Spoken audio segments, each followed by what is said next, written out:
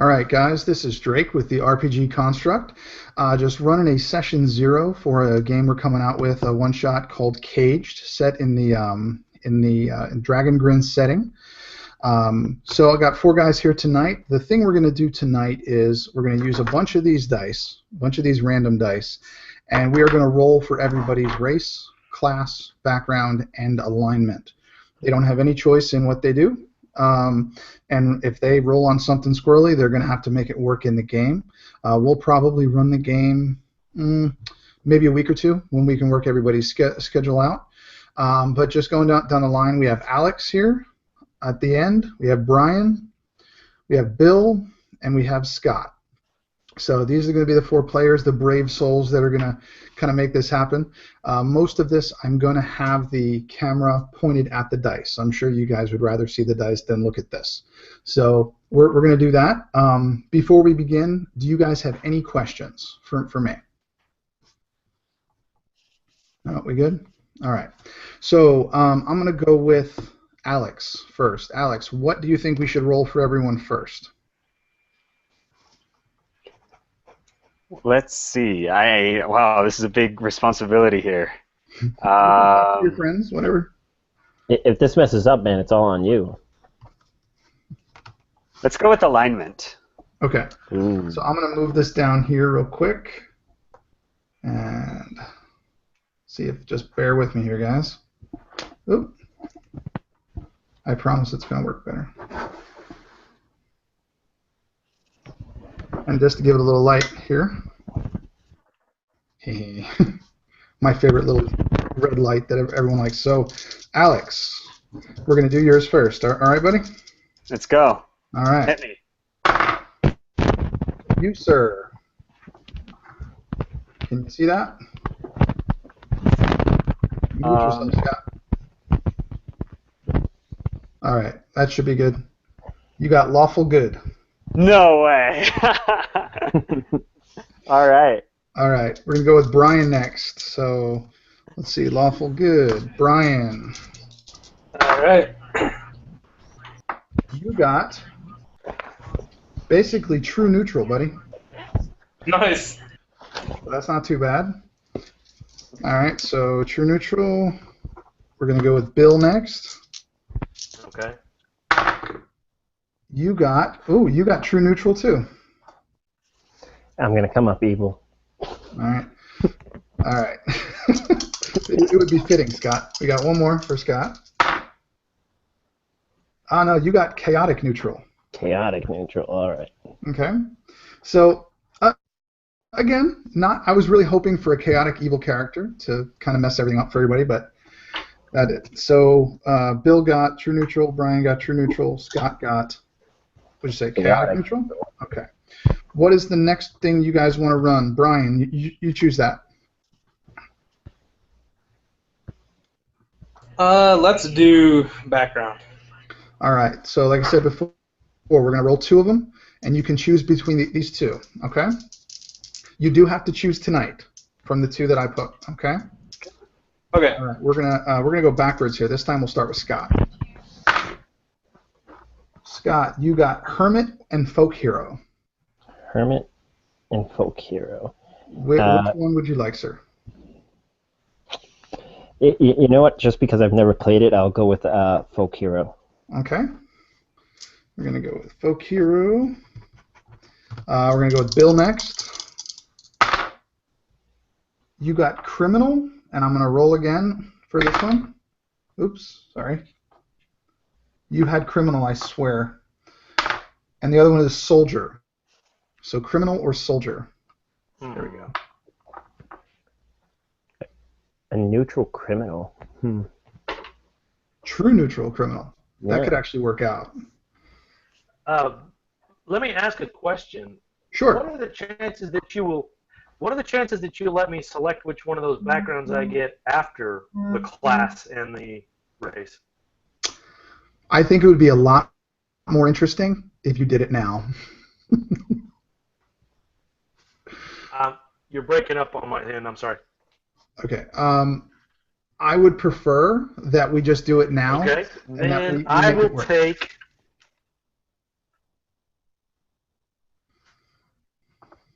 I will take. Oh man, see, I've played both of these so often. I'd like to have gotten something different. I will go with a soldier just because I know it so well. All right. Go with soldier. Okay, Brian, you're next, buddy. All right. Okay, you got criminal and soldier too. Criminal. Okay. Those were all. I call shenanigans. They both get perfect neutral and soldier and criminal. Hey, the only person that can be doing shenanigans is me because I'm rolling the dice. All right, so Alex, ready? You have sage or entertainer.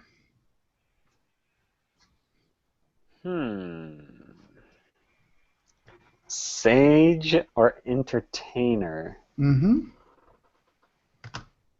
I'll go with sage. You sissy. Okay. All right. So we have a lawful good sage, a true neutral soldier, a true neutral criminal, and a chaotic neutral folk hero. All right. Let's see. Bill, what would you like me to roll next? Race or class? Let's go with class. Class. Okay. And Bill, I'll start Only with because you. I never have any of that. Well, that's kind of why I like you. I have so much. All right. So we're going to start with Bill. Here we go. You got sorcerer. I don't know if you can see that. Can you see that, sorcerer? Okay. I promise it's sorcerer. A true neutral soldier sorcerer. It could work. Boy. Bill, I have no doubt that you can make it work. Next one is going to be Scott. Actually, no, we'll do Scott next. His chaotic neutral folk hero. Let's see. Rogue. Rogue? All right. All right. That a chaotic neutral rogue actually works pretty well. Yeah, actually, that all fits into a rogue Yeah. perfectly. Okay. He's Robin Hood. Let's do Alex next. Ready, Alex, for your lawful good sage? Mm-hmm. Watch, it's going to be like fighter. Oh, I'm sorry. Hold on. Sorry. I apologize for that one. I didn't know if it said one or the other one. I need to re-roll that. Sorry. Do you see that? That looks like a. What is that? Druid. Ah, The skull? That's something you don't the see a skull lot. is a druid. A lawful What's that? good druid, huh? Lawful good sage druid. That works out. Brian, true neutral criminal. Let's see. I don't know what's going to work on that one, but we'll see. Here we go.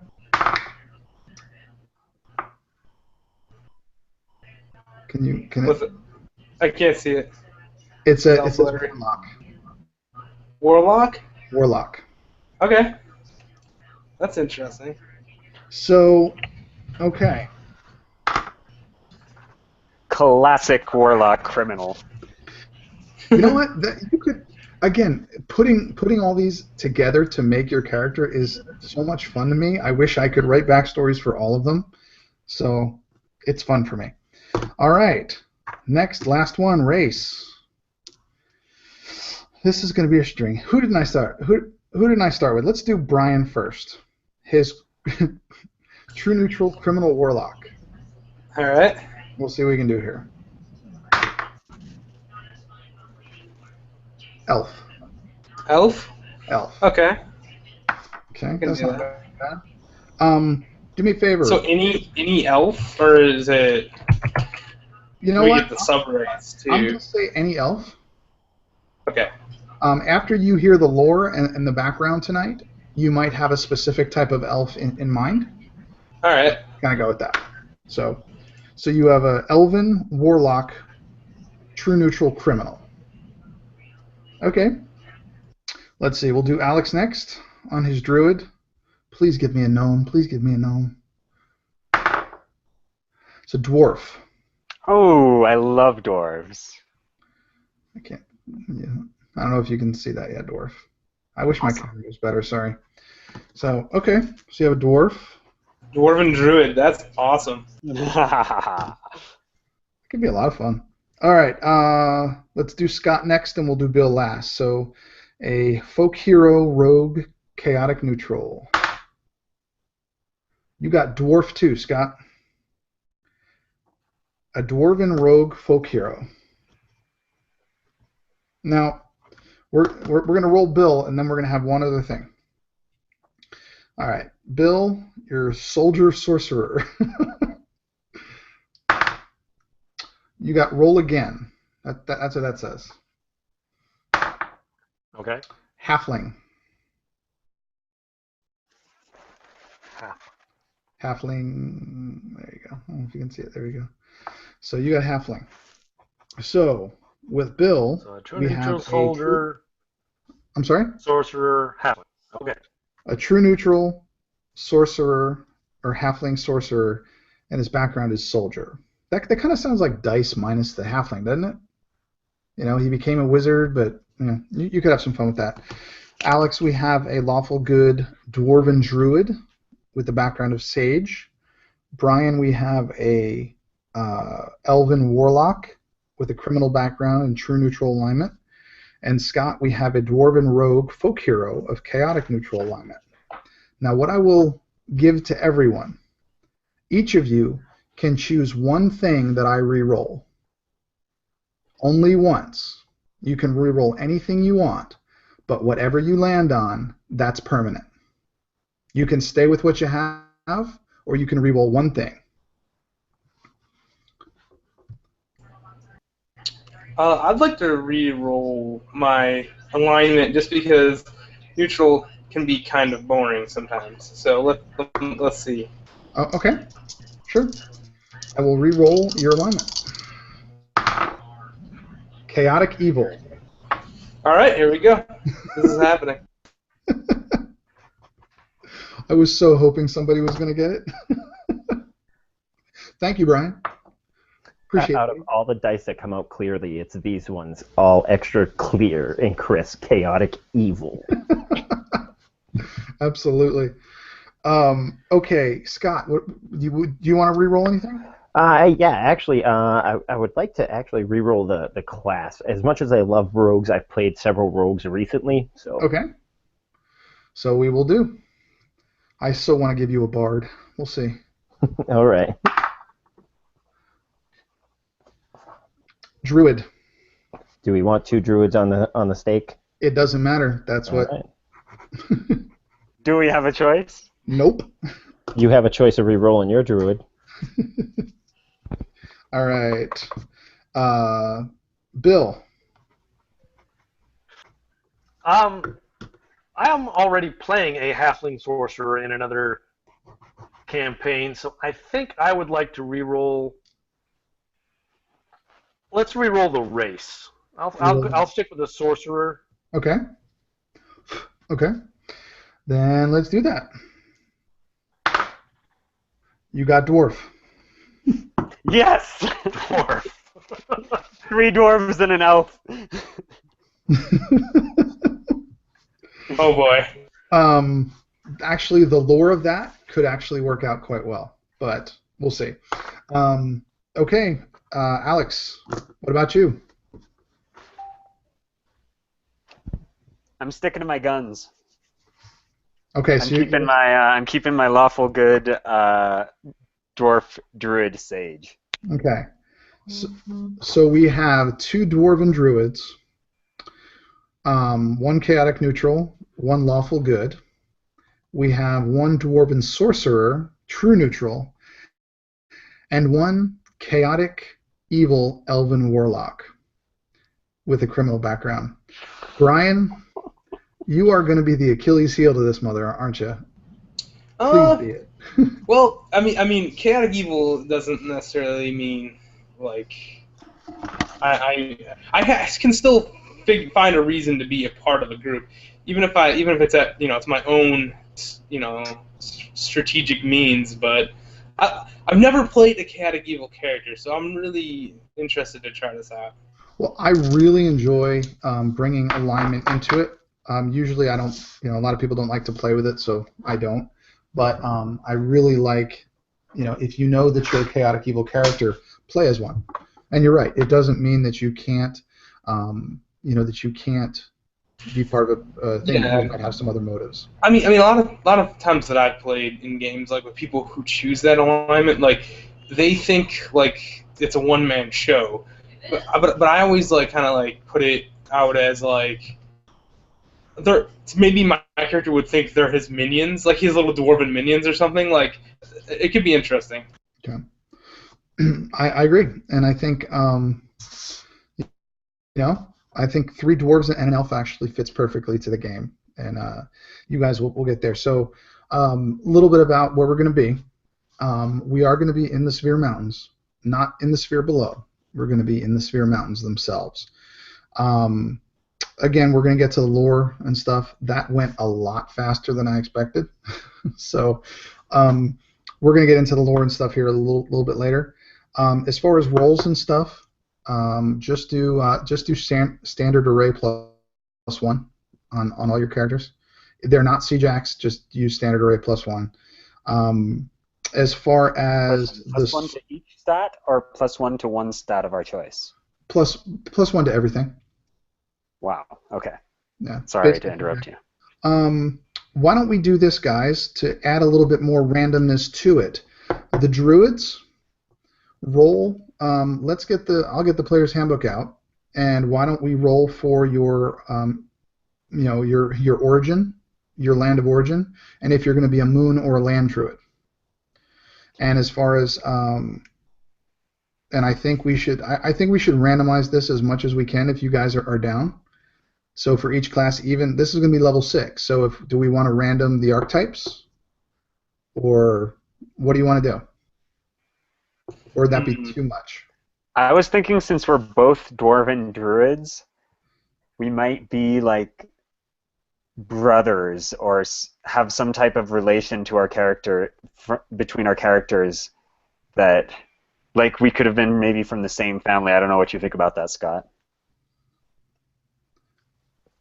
The whole brothers thing, like as soon as you said it, like kind of clicked. Like that makes too much sense that they would almost be related. And I love how one of us, like, we both have the same on dwarf and druid, but I'm like a lawful good sage, and you're a chaotic neutral folk hero, and I feel like that could just create so much like tension between us, especially if we're from the same family. Well, Alex, you could be the one that sat home and studied while your brother went out and got all the glory, and you've always resented him for that. You could have a lot of fun with that one, I think. And you know what? I don't know if you guys know the lore behind this. It reminds me of like Malfurion, Stormrage, and Illidan before he turned evil, kind of. Yeah. Wow stuff. And what series is that? Warcraft, sorry. Yeah, the game World of Warcraft. No, never played it. Don't get the reference. Sorry. I'll look it up though. Well, you don't look up Warcraft, Scott. It's like an MMO like online for the last 10 years. But it still has background story to it. There's a lot of background story. Yeah, you'll be swimming forever and ever. Amen. So, Bill, you said you're playing a halfling sorcerer in something else? Yes. Okay. How do you think you can bring the soldier background in?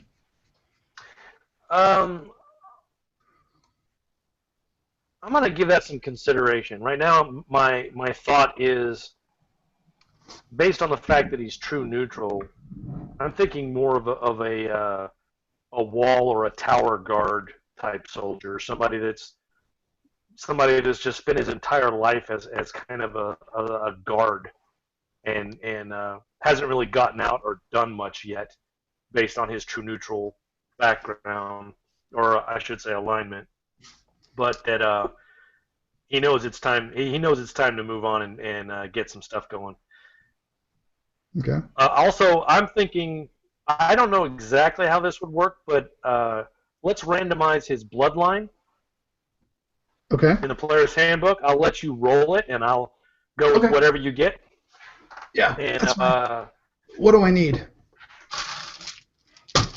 Have the bag of holding with like 28, Oh, nice. That's a nice bag. 28. No. This is the better one, Alex. My mug. Love it. Yeah, it's nice. It was a Christmas present. Another thing we could do is roll for trinkets. I love trinkets. Yeah. Oh, yeah. We can randomize everything that you guys want to do. Said we have about 30 minutes to kill. So, Bill, what die do I need? I was just looking that up for the Sorcerer's Origin. No, wait a minute. Another thing we could do too, which I did when I randomized a character, is I rolled for, you know how they have like a flaw and a personality trait, and there's tables on there in the player's handbook where you can roll a d6 and find out, okay, what's my flaw, what's my. I would like to roll the flaw only though. I think the ideals and the bonds and stuff you guys can come up with, but just randomizing the flaw I think would be fun. Yeah. So if we roll a d6, anything 1 to 3 is draconic, anything 4 to 6 is wild magic. Okay. And then if I end up with draconic, obviously there's 1, 2, 3, 4, 5, 6, 7. Okay. There's 10 different ones we can roll for that, so just a die 10. All right. Well, let me roll the 6 for you. You got a 3. So that is draconic. Roll a die 10. Okay. 5. So he's a copper. Perfect. Okay. That is really, really perfect. Nice. Perfect. All right. So you are a copper draconic dwarf sorcerer. That's actually pretty. You need to make that guy a C-Jack. Keep him around. All right. So Bill, you got the player's handbook open? I do. Okay. Go to backgrounds. What do you need? Go to backgrounds for me, and we're going to roll everybody's flaw. And I hope you guys are writing this down. You got it. Okay, so who do you want to do first? Let's do the criminal. All right, so All right. criminal. Do you want to roll, Brian, or do you want me to? You can roll. Okay. Roll a d6 for me, and I'll tell you what you got. All right. 2. When faced with a choice between money and my friends, I usually choose money. Of course, I knew we were going to use that. Okay. let's do folk hero next. Folk All right, hero. D6 it is. Go ahead and roll it. Okay. That one's going to be 4. 4. Let's see. I have a weakness for the vices of the city, especially hard drink. I'm an alcoholic. A dwarven druid. Who's an alcoholic? Well, that could help. The folk hero thing, that would tie in quite well. Yeah, he's always partying with the town folk. Something like that. All right. All right, we got soldier next. Oh, no, we'll do sage next. Alex. Sage All right. next. I do not have a player's handbook handy because It's fine. Bill and Scott both have them open. All right. Mine's behind me, and I'm not getting up. So. I'm ready. All right. 6. I can't keep a secret to save my life or anyone else's. Classic lawful good. Okay. Next, we're going to do soldier. And okay, ready for the soldier. All right. 5. I obey the law even if the law causes misery. Interesting. Yeah, for a true neutral, now I've got to have kind of a lawful bend to him. Okay. Yeah. You'll work it out. Okay. Who has the trinket guide open? Is that the DMG or is that the player's handbook? That's also in the player's handbook. It's right after the equipment list. Let me see if I can find it real quick. All right. Like I said, got we'll randomize the shit out of everything you guys want to. It doesn't matter to me. I got it. All right. It's a percentile 100. Okay.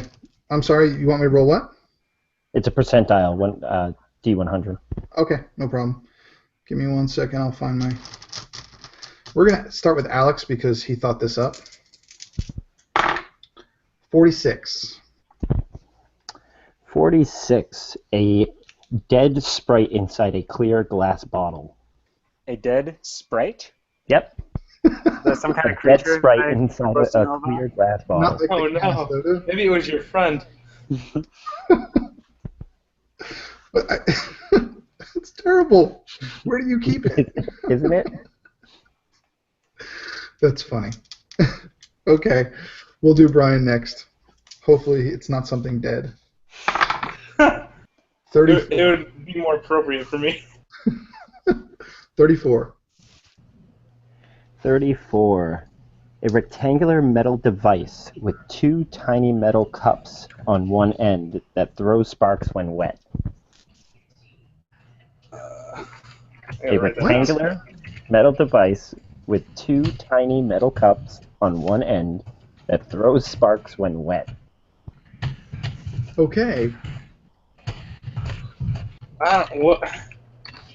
Okay. Brian, And on page 160 of the player's handbook, if you want to copy it down later. you know, I bet you're going to come up with something epic for that, Brian. I have no doubt. I can't think of I'm anything. working on it already. All right. All right, Bill, we'll do you next. 84. If you're on the page, Bill, go ahead and read it. Okay. A receipt of deposit at a bank in a far-flung city. Okay, make sure the Brian doesn't steal that. He likes money. All right. And we'll do Scott. Ooh. 16. 16. An old divination card bearing your likeness. Old divination card. Actually had that come up in another campaign and used it in the entire backstory for the entire game. It was great. You are a folk hero. You have your own baseball card, bro. That's all it is. You're like, yeah, this is me. I got my own shit right here. It comes with bubble gum. It's amazing. All right. So I hope you guys are writing all this down because I didn't. What else? What else do you guys think we can roll?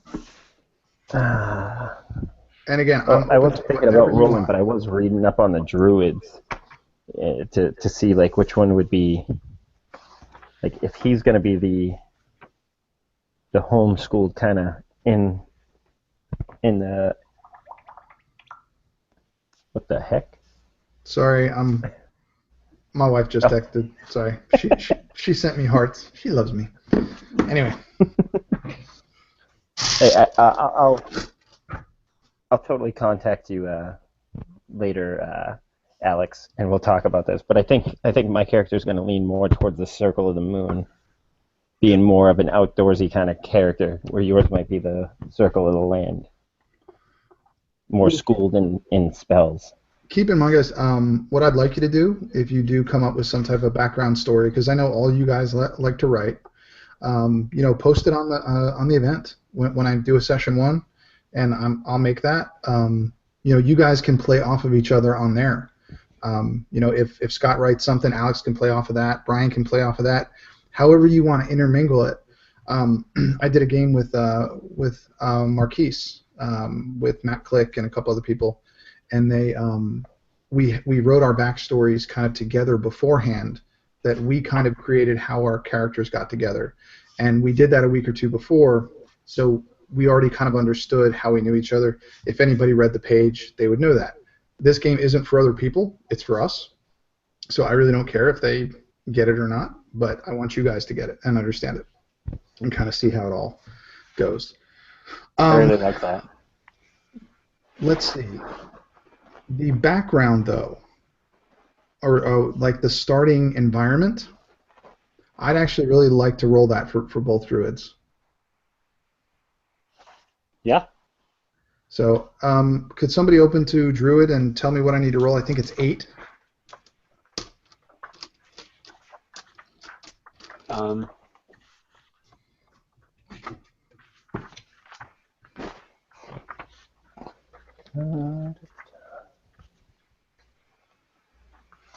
Where is it?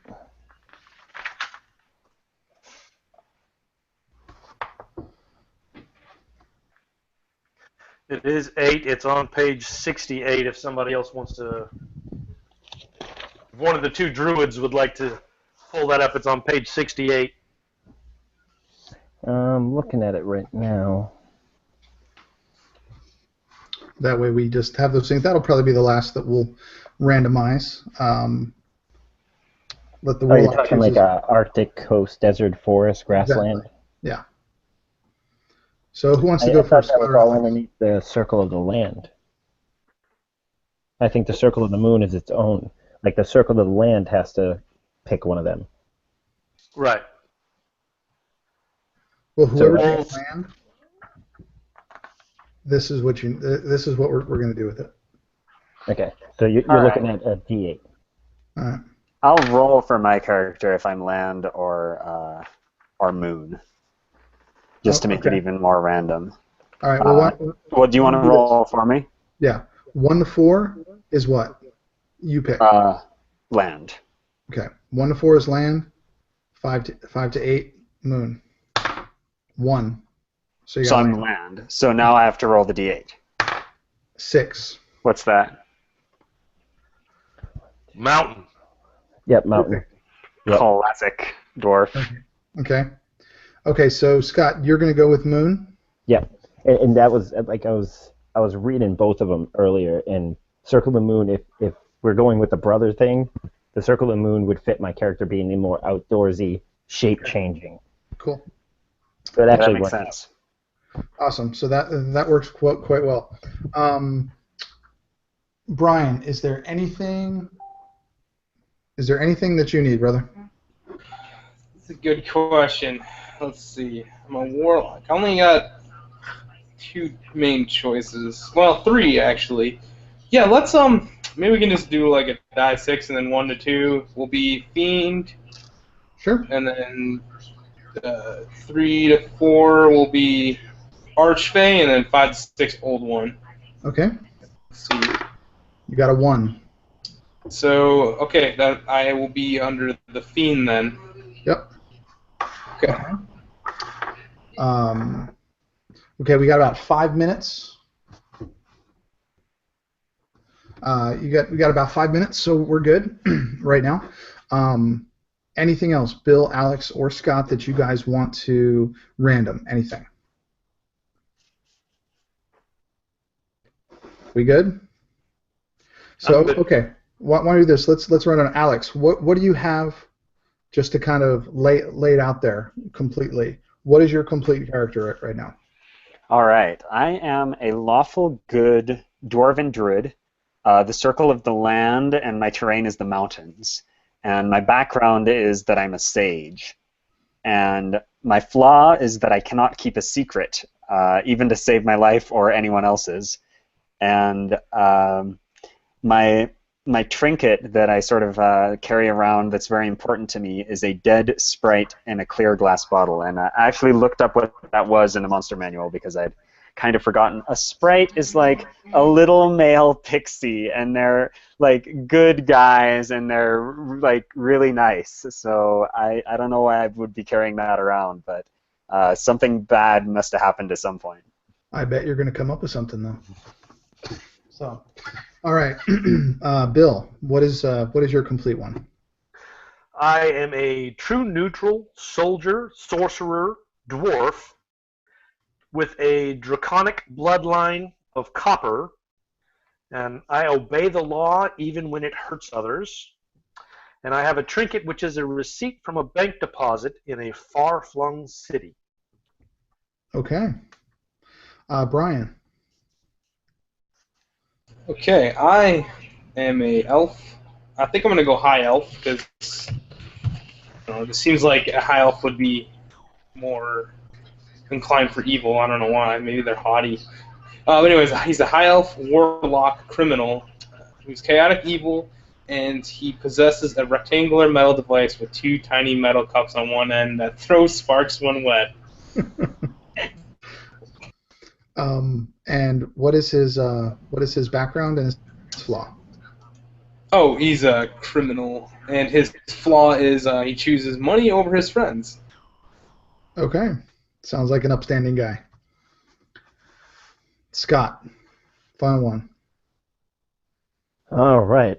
So I am a chaotic neutral folk hero druid dwarf. Wow.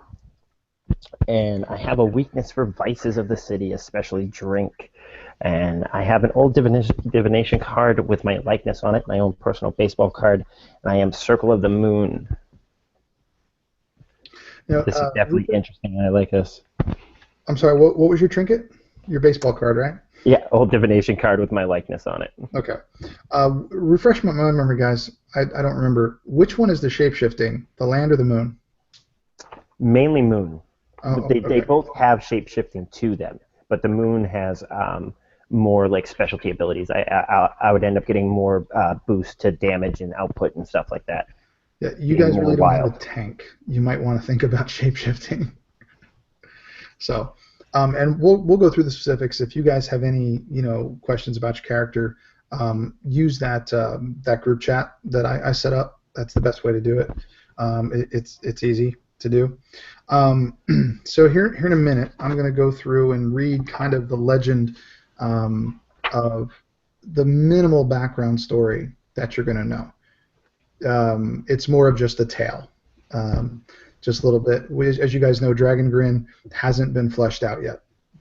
It's not. Everything is pretty much up in the air. Even when you ask Tim and James, they're like, whatever, dude, do whatever you want to do, because there's nothing canon yet. So it's kind of frustrating at times, but they also give you free license to pretty well do whatever you want. And I think the setting is amazing. I think even the minimal stuff that I've had, I've really enjoyed playing in that. So any second now here, we'll get this going, and I'm going to read something if I can actually get to it. Just bear with me here. Let's see. And also, while we're here, I know, Bill, I know you work late, so generally Friday or Saturday nights are the only time that you're good. That's correct, right? Mostly I work early. So I got to be up and moving by 4 o'clock in the morning in order to get to work on time. Right. But you don't work weekends, right? Correct. I have my weekends off. Okay, so when I said it, it'll probably be a Friday or a Saturday if that's good with the other guys. Obviously, I'll give you guys a couple weeks' notice. Scott, I know your schedule. If we can ever get Ben down, we'll finish that Tome Heart game, I promise. But it's just like it's trying to nail down a cloud with that guy. He works so much. This past weekend, past couple weekends have been hard with me too because of family. Well, yeah, you went away. He was available Saturday. You went away, bastard. I was in New York, man. I was at a big New York block party in Middle Village. Well, that doesn't help me, dude. What about the Tome Hearts? It didn't help me either. All right, here. So let's see here. I'm going to pull up this thing here. Brian, you said you were in the Fragments game. What other? You said you haven't been minted? Your CJack? I've ran a Copper Jackals game, but I've never minted a character, no, like of my own. I ran a game like with Alex actually, where they went into Deep Vault and everything. It was pretty fun. They actually went into Deep Vault. Yeah, I ran a Deep Vault game with Copper Jackals going into Deep Vault. It was like during the playtest of Copper Jackals, so everything wasn't when the book was out yet. Well, our special guest is here, guys. We got Tim Carney from Absolute Tabletop to help us out tonight. Welcome. What's up, guys? What's up, Tim? What's cooking, man? So Tim agreed to actually offered to come and kind of join us today to go a little bit of the lore for Dragongrin.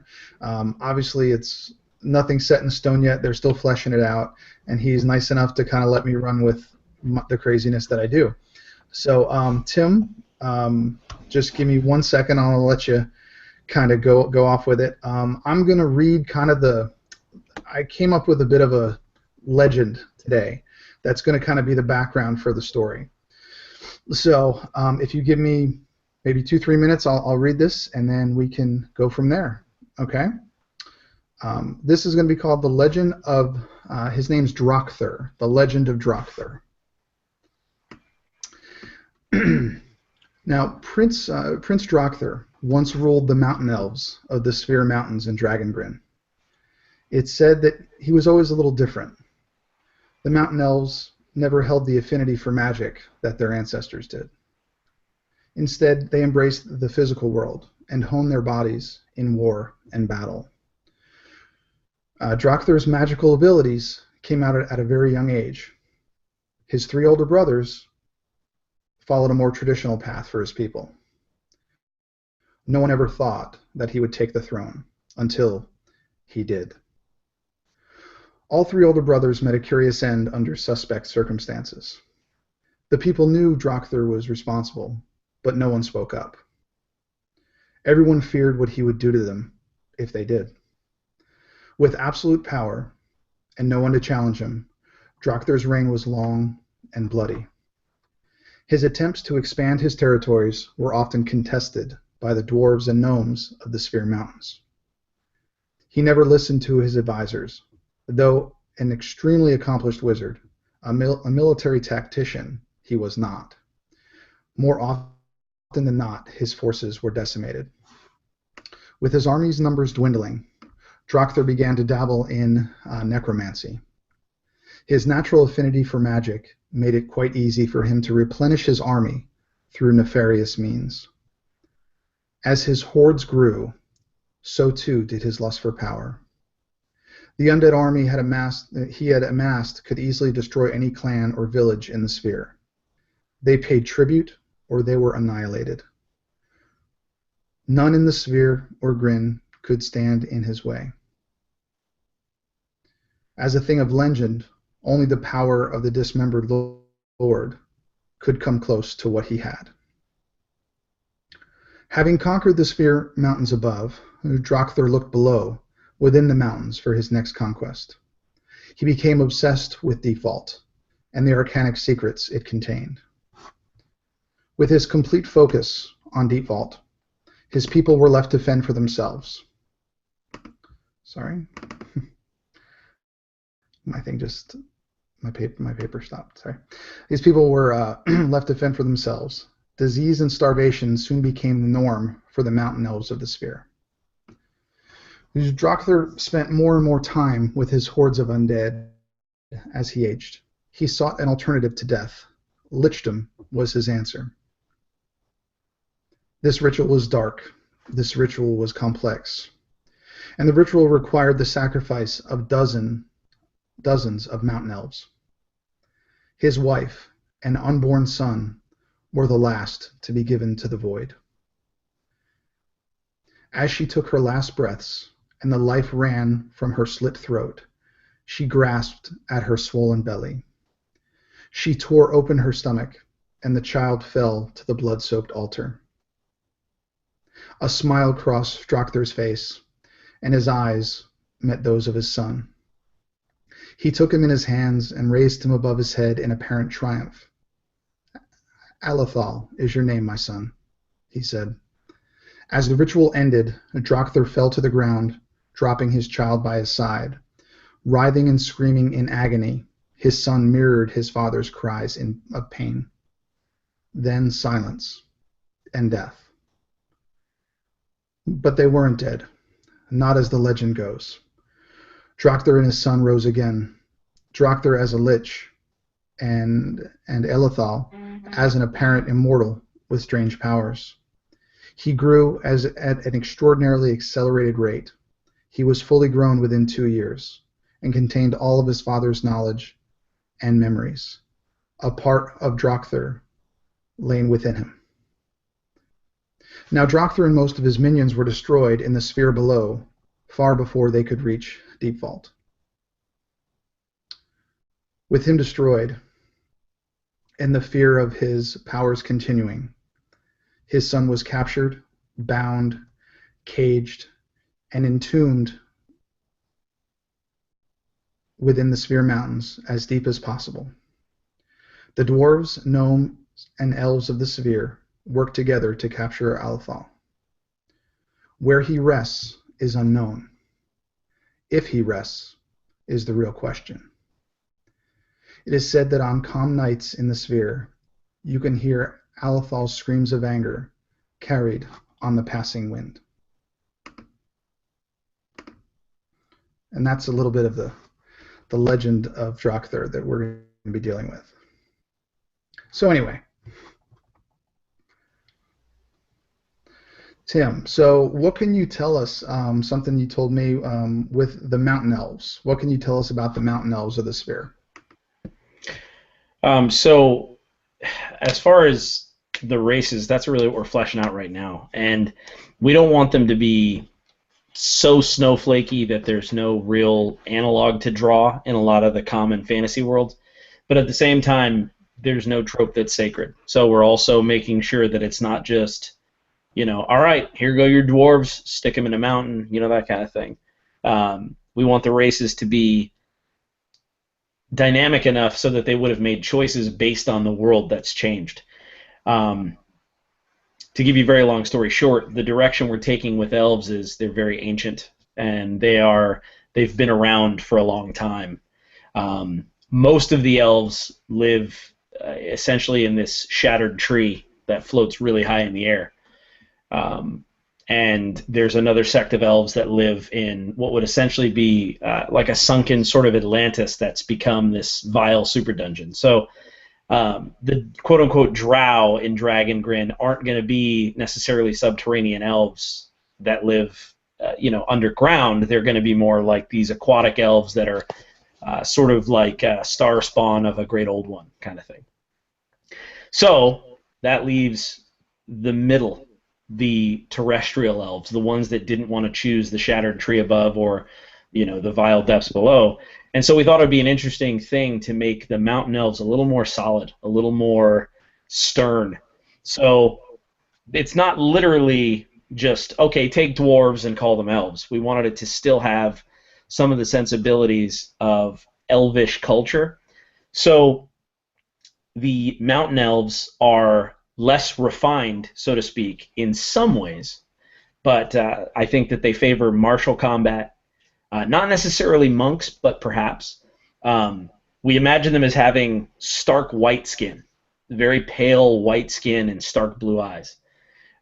White hair, silver hair, gray hair, that kind of stuff.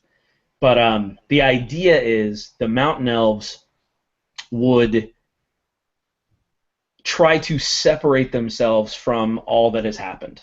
They're more isolationist. They're more it could almost draw from like Native American cultures to a degree, and so in the Sphere Mountains is where they are.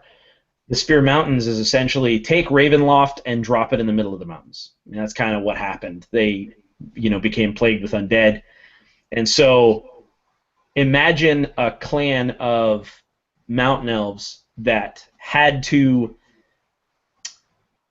sort of evolve and change to not just be able to hunt, survive, live, and have a culture and a society that's worth fighting for, but also to be able to stave off undead. And so they have rituals, they have saps and things that they use that help them to hide from the undead, those kinds of things. So that's the idea of the mountain elves, essentially, I think is kind of like a crash course in it. Well, yeah. I didn't know most of that, and that works very well with the story I'm going to do, so that works really well. With regards to, you said it's like picking Ravenloft up and dropping it in the middle of the sphere. Are there, actual cities in the middle of these mountains, or are they just villages? Is it all of the above?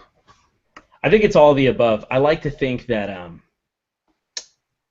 the way that, and again, this is all subject to change, shift, kind of grow and move, and even in the last couple of weeks, we were like, oh, you know what? We've been thinking tieflings, but this is better. It's orcs, switching stuff around like that. But at this point, we would love the idea that the Sphere Mountains were a very difficult place to get into, but once you did, there were at least pockets of a very fertile, thriving society. We were thinking perhaps dwarven, the old school kind of, okay, dwarves in the mountains, etc.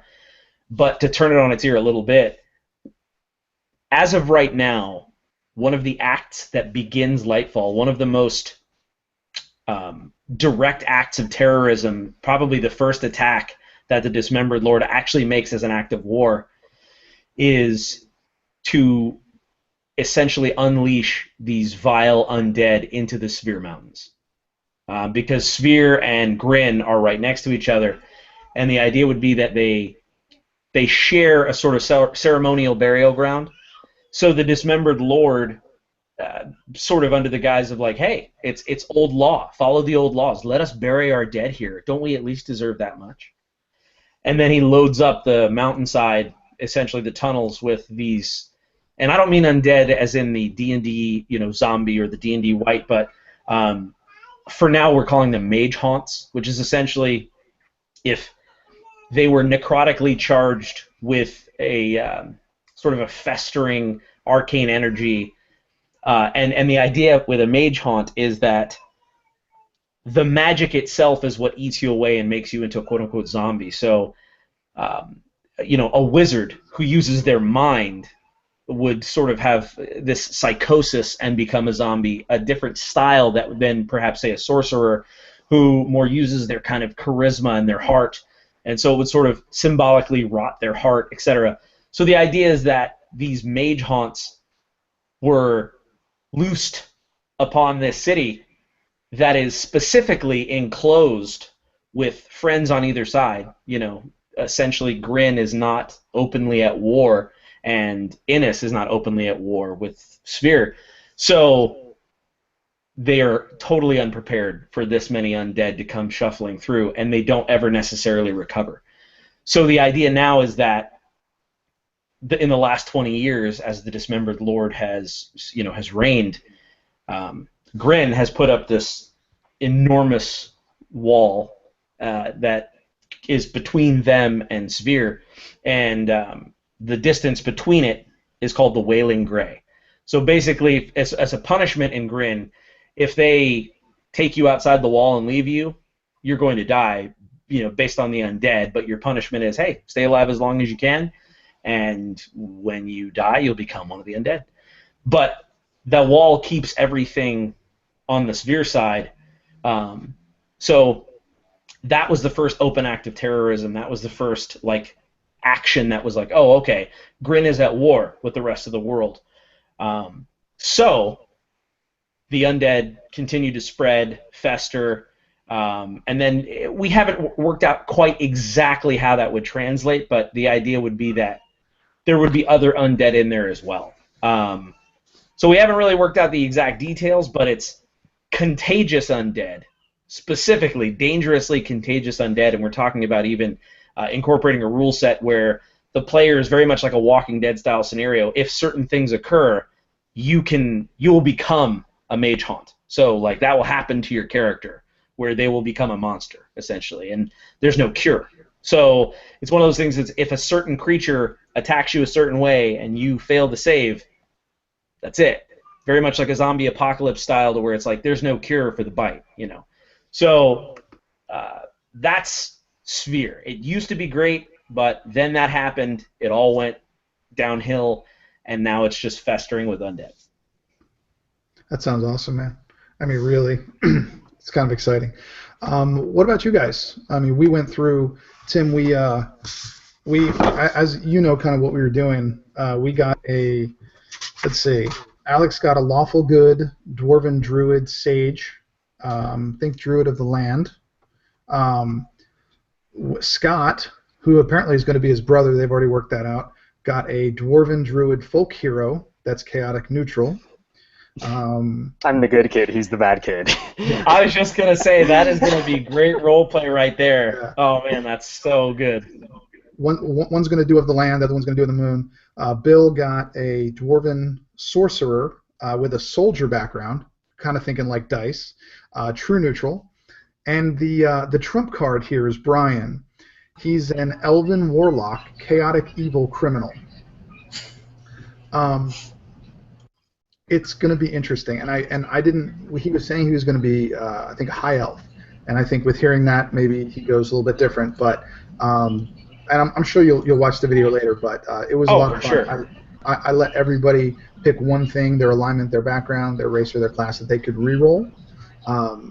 But except for Alex, everyone pretty well picked. So we had somebody pick a race, somebody pick a class. It was just a lot of fun what they were doing, and having everything randomized. We also randomized trinkets.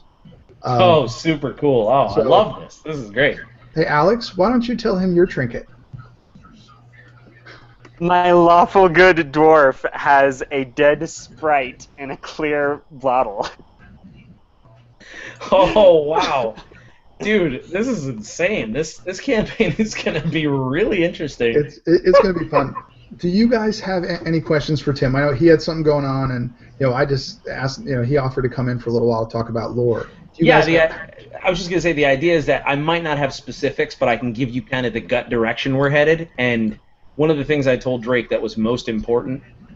Your Dragongrin is just as important as our Dragongrin. Like, we're interested in what you guys come up with. And when we do release Dead Man's Guide here in the next several months, it's going to have really cool posts of light that kind of shed light on certain parts of the region, but it's going to leave a lot of it, the big details filled in with some of the smaller stuff. Like, in a region, they'll be like, hey, here are some city generators. There would be these kinds of cities. Here are some generators. Why don't you make some for your own campaign world? Also, here are some that we made that are official in canon. So, all that to say, feel free to just run with whatever. And so, yeah, I can give you any general lore you're interested in. I have a quick question actually about so this is the Sphere Mountains, and it's above like sort of the sphere below and the deep vault and all that. I was just kind of interested if you have like general ideas about how the sphere below affects, or what are like sort of the pathways between the sphere below. Is there like communication happening there? Is there like, are there people going back and forth in certain places? Is there any like links between like the dwarves that are down there and the dwarves that are up here, or is it more like very secluded where it's like separate worlds living on top of each other with almost no communication whatsoever? Yeah, I would say it's probably the latter. It's a lot like, I mean, this is a terrible analogy, but kind of to describe what you were saying, it's a lot like the U.S. and Mexico. Like, our borders touch, but it's worlds apart. So I love the idea that there would definitely be some hidden entrances, some, like Deadwind Pass, kind of like where you can get in there, but it's probably not safe or smart. But the idea is that the whole cavernous sphere below is essentially a Titan-created place that they cleared out to make Deep Vault, to run away at the end of their world. Basically, they were like, hey, the primordials are owning, they're killing us one by one. We're succeeding to say, you can have this world as it's destroyed. They dig out this cavern, build Deep Vault, and essentially the idea is that the Titans are still in Deep Vault somewhere. And so they would have probably made sure that it was fortified to a degree, but that was eons ago, or centuries ago, or millennia, or however long. So I love the idea that it's very, very separate. I love the idea that there's a thick layer. In fact, like just kind of talking out loud, I'm going to make this like headcanon and talk it through with James. I think there should be a middle layer between sphere above and sphere below that's like some kind of crazy super dungeon. Like some sort of cavernous place between the two that specifically like, yeah, you can go through there, but you're probably not going to make it. Like a dead zone? Like a dead zone, exactly like a dead zone, Scott. Like, in fact, I'm thinking maybe that could be the tombs that we were talking about. Like the ones that Grin were using, like, hey, give us access to the tombs. So they used to be legit tombs and mausoleums, and this is where everyone buried their dead, and then Grin came in, and which also makes it super cool because then the undead would literally be rising from the ground. So does that answer your question, Alex? Yeah, absolutely. Yeah, that gives a very, very clear sort of, yeah. Cool. Yeah. I was thinking also about like, what about other, I mean, I'm just like, you know, Totally. Go having for it, man. crazy ideas here, but Sure, sure, sure. like other things that wouldn't necessarily involve people crossing over, Hmm. but that could like show that there's some kind of effect of the fact that there's sphere below down there, like some repercussion up in the sphere mountains somehow. I Like like it. maybe there's one area where there's like earthquakes and no one knows why there's earthquakes here, Yep. and it's something happening down there that people are like, what? Why is there an earthquake? You know? I love it, Or and that makes sense because the two would. I like it that they would be affecting each other exactly. Like I love that idea. Like bleed through. like some Exactly. sort of bleed somewhere somehow. Right. I What love ab- it. No, I think it's great. what about that center dungeon instead of just being like you said, kind of the tombs where they used to have the buried? What if that's more like a DMZ? What if that was like the surface world trying to keep the sphere out of coming up, and Oh, right. the sphere trying to stop the surface world from invading down? Yeah, that would be cool. I think you know what it almost would be like a neutral zone maybe, like Yeah.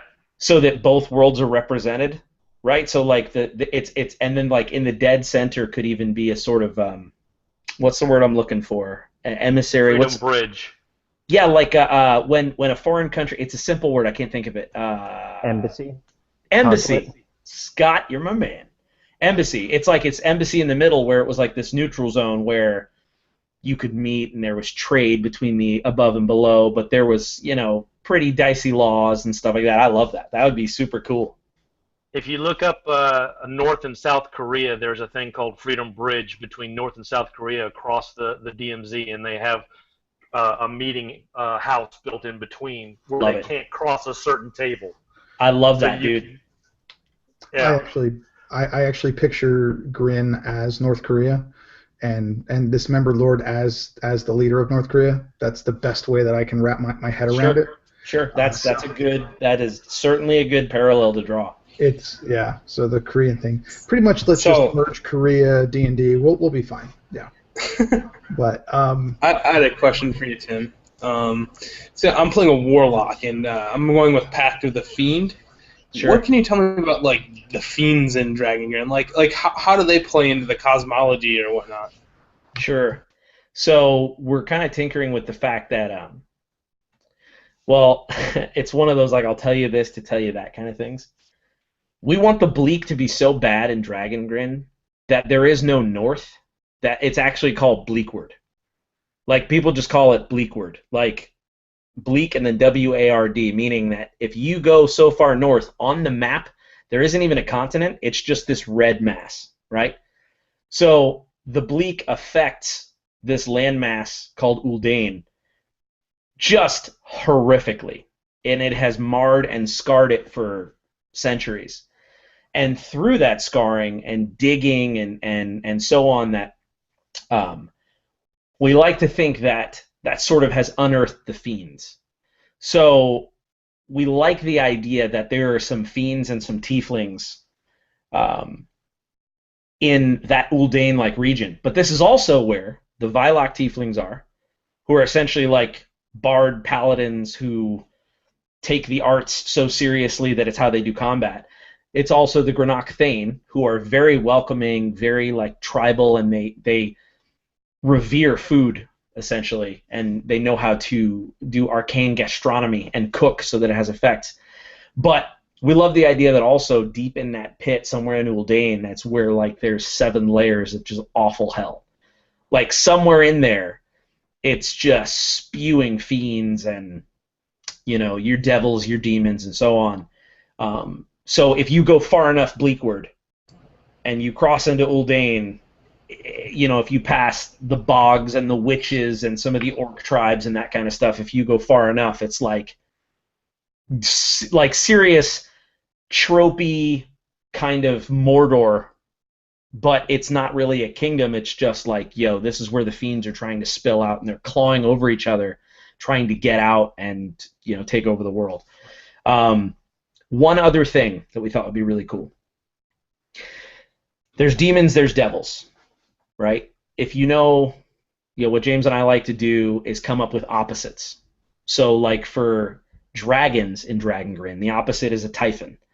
So there are these mammalian sort of creatures that are the literal, like, natural enemy of a dragon. We thought it'd be super cool, like, what ecologically, besides the angels and things like that, what keeps a fiend in check? And so we thought, kind of like lions versus tigers or cats versus dogs, we came up with this sort of thing, this concept called the Uldrag. And the Uldrag are like, it's very hard to describe because we haven't fleshed them out fully, but essentially think conquering, intelligent fiend, devil, evils that hate demons and they hate devils. So it's just another kind of awful fiend. And we've stuck them. There's this place called Leith, and it's over to the east. It's your Viking, Norway kind of tundra, icy. Like Jarl DM would have a ball running games at Leith. We thought it would be cool if half of Leith, this kind of frozen island, was just melted and had these crazy like pustule volcanoes coming out of it. And that is where the Uldrag are trying to essentially come out into our plane. So those would probably be the two strongest represented fiends. You've got Uldane, which is Bleakward, and then over in the east, far east, like think Vikings versus crazy demons, and that's what the Uldrag are. Sweet. It gives me some ideas of like what sort of pact I might have made or who I made pacts with. So thanks. Sure. And we're thinking, and some of the stuff, we have to be careful that we don't make the book unbalanced in a way, meaning like we have some ideas for some warlock patrons, like a Titan, like we thought that would be super cool.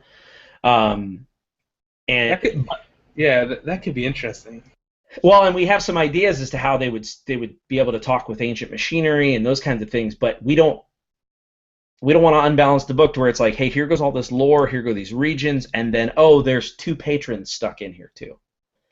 So, but we also don't want to hold content back, so we're trying to figure out the best pipeline to release that stuff. But one of the things we are working on is an Uldrag patron, essentially. That would kind of have more of a, the way we kind of talk about it is like sludge magic. I don't know any other way to say it, but it's just like, just nasty. Like it's barely a pact. It's barely a pact. It's like an abusive relationship kind of thing. I love that. So, I know you don't have too much longer, Tim. Scott or Bill, you guys have anything for Tim? The only kind of thought that I have is it more pertains to the Circle of the Moon, where I have this the circle forms where I can B-shape into larger beasts. I can actually go up to CR3.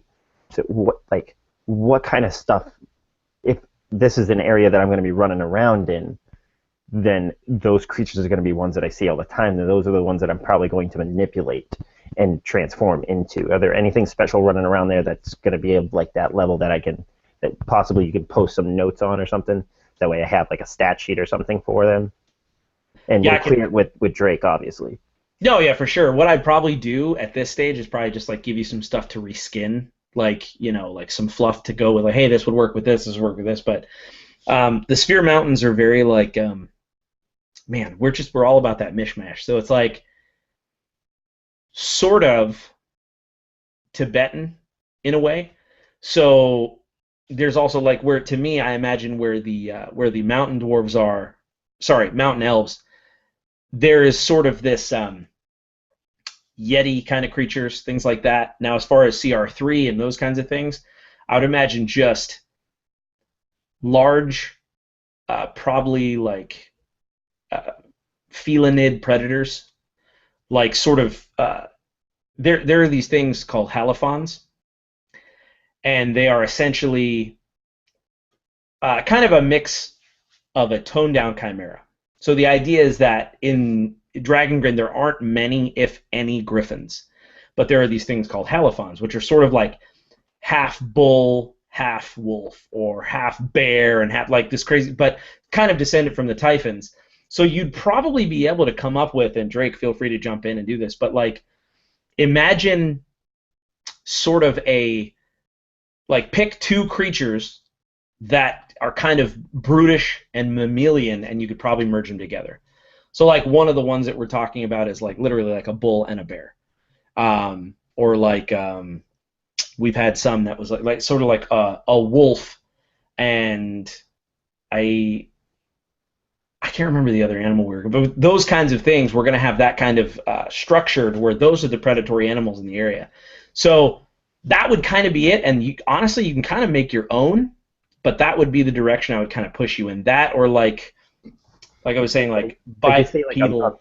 You say like a mix match, and I think like mountain terrain, it would be like definitely like a bear and maybe a mountain lion kind of like. Perfect, exactly that kind of thing. Right, and think of it in the way that a griffin would be like half lion, half bird. Just replace the bird with some sort of mammal. That would kind of like that was one of them. We were doing half wolf and half bat, similar to like the manticores in World of Warcraft. Mm-hmm. Just those kinds of things to where it's like, yeah, this place is also rife with necrotic energy for 20 years, 2 decades. Nature isn't going to be doing the normal thing around here, kind of thing. Oh, that throws a wrench into everything, because imagine transforming into like almost like a mimic of an undead beast. Right. Well, yeah, but you're not gonna. The thing about it is, man, I think if you take any CR3, animal, just standard animal, and you use the same damage. That's just reskin it. Yeah, just reskin it. Use the same damage, same AC, same stuff. I got no problem with that. Write it up, describe it. It'll be great. But just keep the CR3, and like Tim says, I mean, just reskin everything. To what? I just wanted to check to make sure that he didn't have if they didn't have anything particular in mind, like in the area. Tim doesn't have particulars. I've learned that. Poor Drake has learned that. He's like, hey man, do you have? And I'm like, nah, I can point you bleak word, and that's it. No, but honestly, Tim, you've been very helpful, and I'm sure. Unless Bill, do you have anything for Tim? Actually, I think I'm doing pretty good. I'm playing the true neutral soldier dwarf sorcerer, and now talking with you, I'm getting the idea of him being kind of a wall guard type soldier that maybe actually because of his true neutral training, perhaps he was one of the ones that worked near the DMZ, near the safety zone. Sure, that would be great, yeah. And when you mentioned that table, I imagine this like super long marble sort of carved stone table like out of the floor that's literally just stupid long. And it's that table you're talking about. And it's carved literally from the ground. And it's like, yeah, we can't cross this table. But you can sit at it. And it's like just... I don't want to say a mile long, but it's longer than any table has any business being, and people can just meet at it, almost like prison glass, Yeah. I think, like I said, just what these guys have come up with. Again, guys, I really appreciate you being flexible enough to just random everything. It's a lot of fun for me to see what you guys come up with. Tim, again, man, thank you so much for spending a little bit of time with us and kind of going through some lore. You think you don't give a lot, but you actually have given a ton of information. I could probably write, 4 campaigns off of what you've said right now. Awesome. Well, thank you. I also wanted to see if you guys, we've never shown anybody these. I was gonna, since you guys are amazing, you're playing in Dragongrin. You guys are all heavy supporters of Absolute Tabletop Terrors. If you guys are down, and Drake, if you'll let me, I'll show you guys some art we have working to show you what some Typhons actually look like. Would you guys like to see that? Of course we would. Oh, sure. Typhon's not really my thing, man. Just be aware, this is recorded, and this is streaming. Yeah, no, you're good. You're good. So, heck yeah, I want to see some Typhons. Right, so this is Brendan Murphy. He is he's an amazing artist, right? So I'm going to share some of these things. I'm going to just share my entire screen, so hopefully I don't do anything stupid here and show you something that I shouldn't be showing anybody public yet. But All right, so here goes a blue Typhon, and let me know if, for whatever reason, this doesn't come through.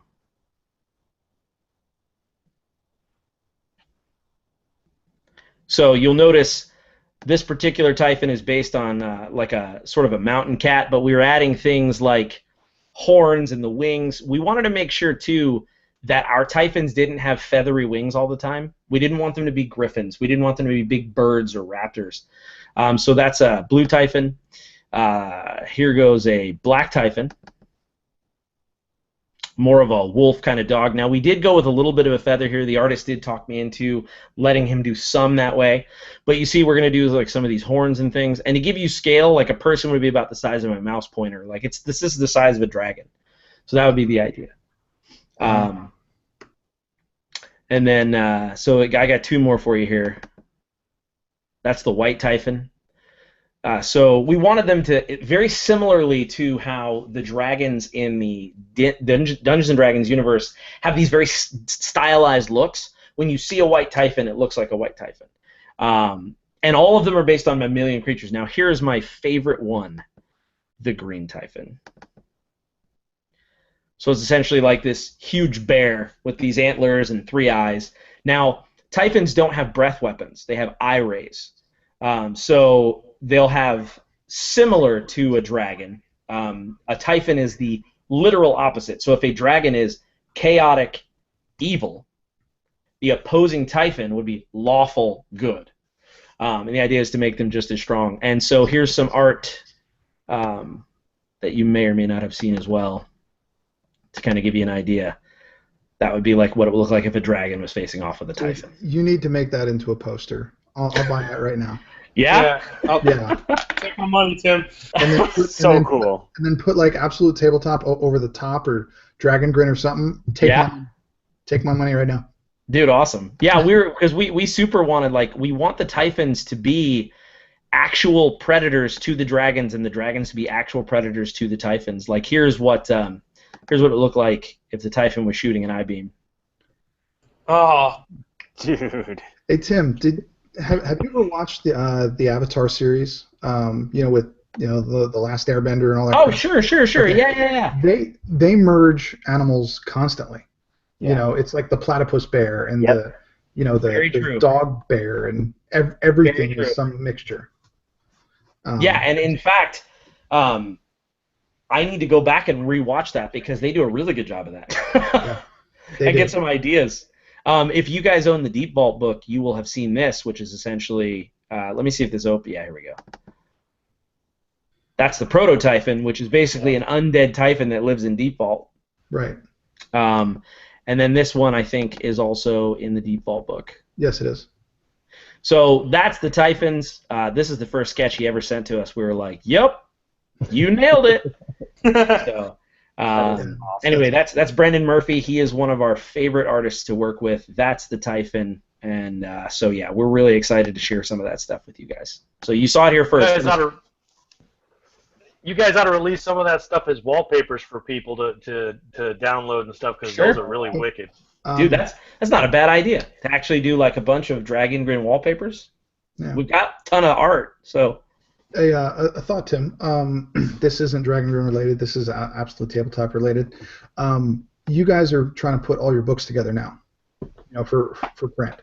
Yep, in print, yep. Could you guys, because I know all of us, or most of us that can afford it, probably want all of them, to bundle it, to put some super pack, even if it's $80, $70, whatever. Say, okay, you can get all of them in one package. This is the amount, maybe discount it a little. Yeah. Yeah. We even do it over time, like as they release, pre-order. Exactly, and we're taking those kinds of ideas to heart because we didn't set the books up to print when we made them. And like, to give you an example, like Copper Jackal is like 150 some odd pages. So you're talking about going through 150 pages and resetting it by an eighth of an inch. And that doesn't seem like a lot, but when you have to move everything over and then add this little white gutter and then add the bleed and the trim and the margin, and then there's this devil that exists in the world called ink density.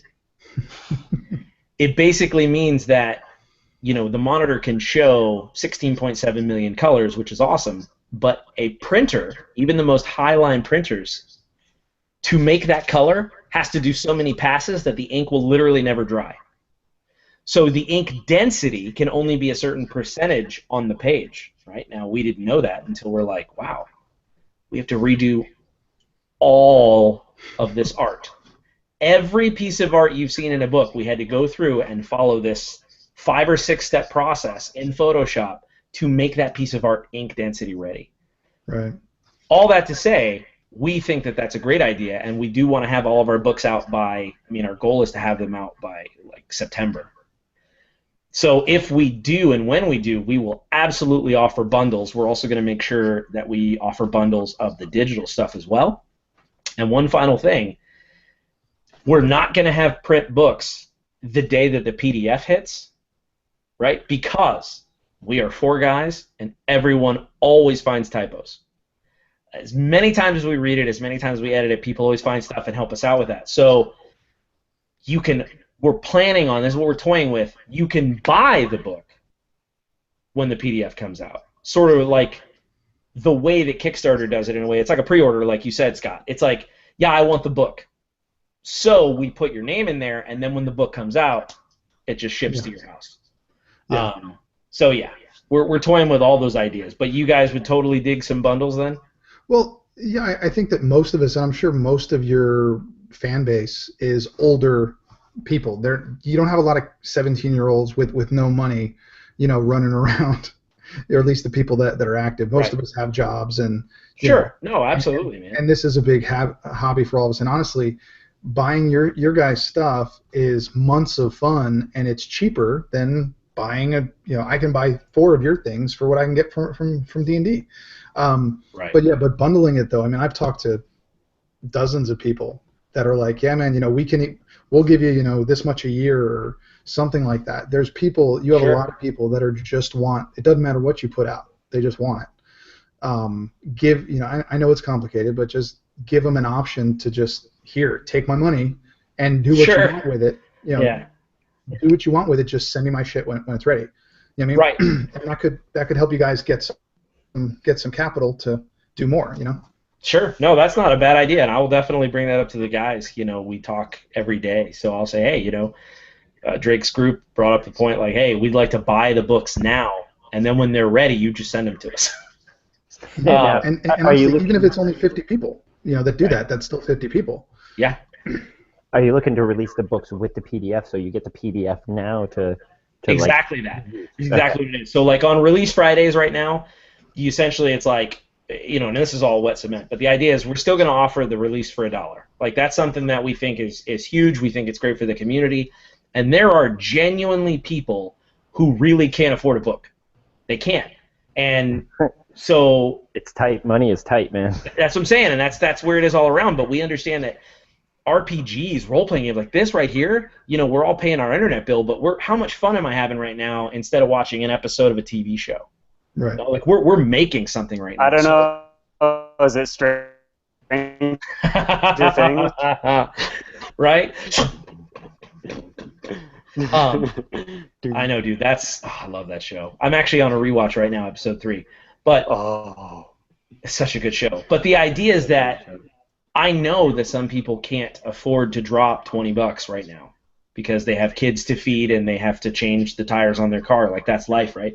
So, yes, the PDFs, as of right now, the plan is the PDF still comes out on a release Friday. It's still $1. And there is definitely an option to buy the book and the PDF, and you still get the PDF right then. You download it. You can read it on your computer, your laptop, your iPad that day at noon. So, yeah, 100%. Cool. So, all right, guys, we got anything else for him? Or? Yeah, I just had one question for him. Maybe more a proposal of an idea for him. Like the Copper Jackals and the Convocation, like, they've inspired so much of us. Like, have you ever thought about doing something kind of like a Adventures League type thing with that stuff?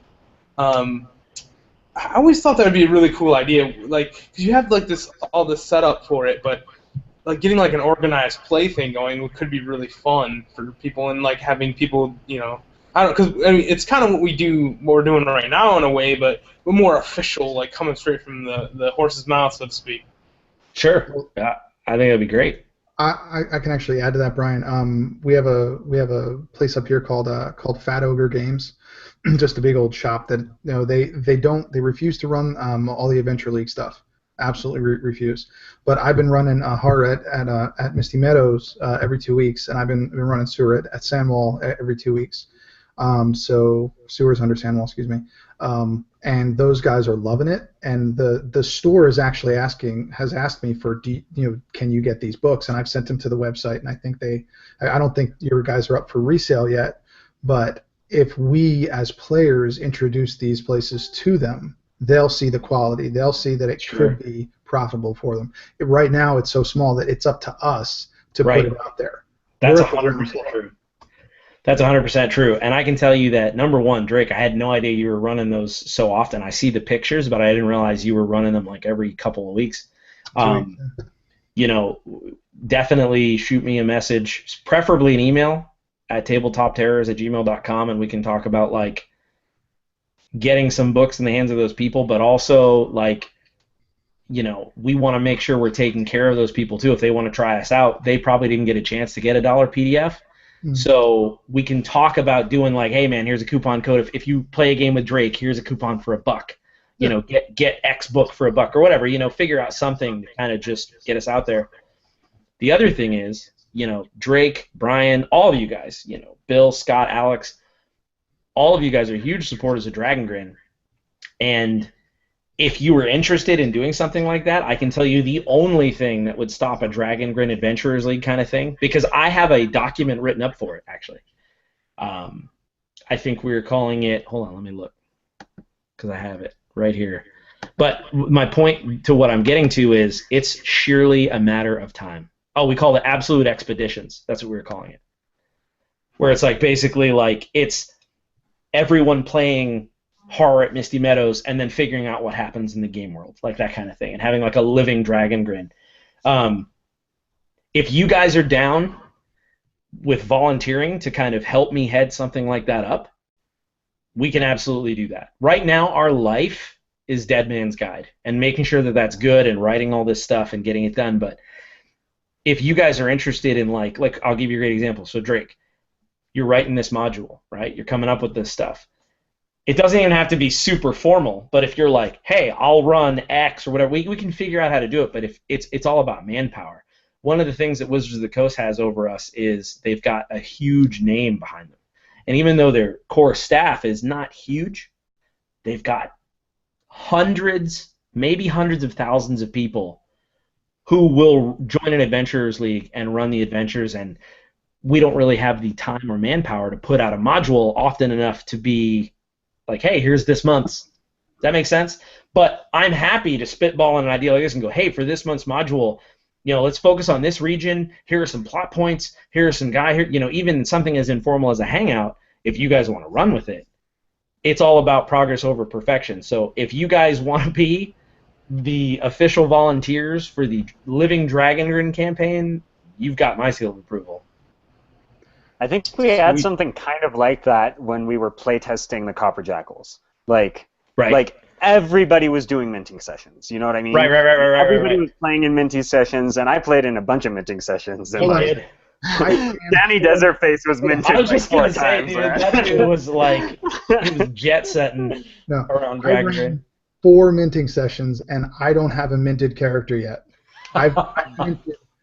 You're like the anti-me, man. I was gonna say. I heard James Tim here say that he was going to run one for us. Oh yeah, that's right. Billy said that he was going to do that. I heard him. Yeah, remember? Yeah. But I'll tell you what. You guys volunteer, and you guys want to be the Living Dragongrin, and I will run you the minting session of your life. Promises. Right? That makes me really excited because I always have too many ideas for creating dungeons and adventures and stuff. So I write it all down and run it and then show it to you guys and see what happens. It'd be fun. Dude, I'm open to talking about that. This is about the community. We're talking about one of the things. We're like, okay, well, as far as Absolute Tabletop, you have to think about it as a business. So what is Absolute Tabletop's value proposition? Everyone sells books. Every publisher sells books. So what is different about us? And we were like, okay, well, You sell experiences. yeah, man, it's the community. But Our but you guys community. are involved, like Right. And we can were talk like, to you.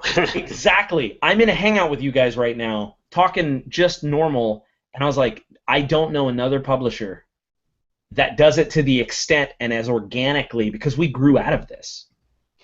And there's another thing that you do that nobody else does, and that I love about Absolute Tabletop is all the like tips and tricks videos of how to do this or how to incorporate that into your game. And I mean, that's what really turned me on to, like at the very beginning. Nice. Was like, and it's like it's not just content; it changed the way like I view the game and changed the way I play the game. And that's awesome. something that you guys really like. I think is really really strong with Absolute Tabletop. Is yeah, you can go get Misty Meadows, but then you can go watch Be a Better Game Master, or like this is how you can like make a cool map, or like just so much like tutorial and learning that goes with it that is not present in any other like publisher. So I think you shouldn't lose that or lose the focus on We that. never will. We never will. That's our goal, is that no matter how big we get, this will never stop. It might be very different in the way that we have to set it up or whatever, but it's like, to me, the community is the reason we exist. And I really appreciate you saying that, because everything you're saying is what we try to do, but sometimes what you try to do and the way that it actually turns out, you can't always tell. So that means a lot, man. I appreciate that, Alex. Yeah. Alex, I don't know about you, but I only tune in to watch them drink energy drinks. That's the only. Forget about everything else. I was Oh my like, God. I was super excited that like you said that your favorite energy drink was Ultra Sunrise, and I'm like, yes. Dude, I took a picture and posted that. He did. He did. We actually did look into. We did have. I'm not going to say interest, because that is not the word. Okay. That is not the word. But we did have contact and conversations with Monster about an actual sponsorship, and basically they were like, just show us this number, this number, this number, this number, this number, this number. Then we were like, I don't think we're for you just yet. It was just a lot of work for like essentially very little return. And here's 6 monsters, so it's like I don't know about this. So maybe we'll revisit that another time soon. Anyways, gentlemen, I think we're gonna call the session now. Again, thank you, Tim, very much for coming out and spending some time with us. We really appreciate the information. Please tune in for the game. Probably gonna run in the next week or two. I'll let you know. And yeah, Alex, Brian, Bill, Scott, thanks a lot, guys. I'm gonna shut off the broadcast. Just give me one second. Thank you, man. Good night, fellas.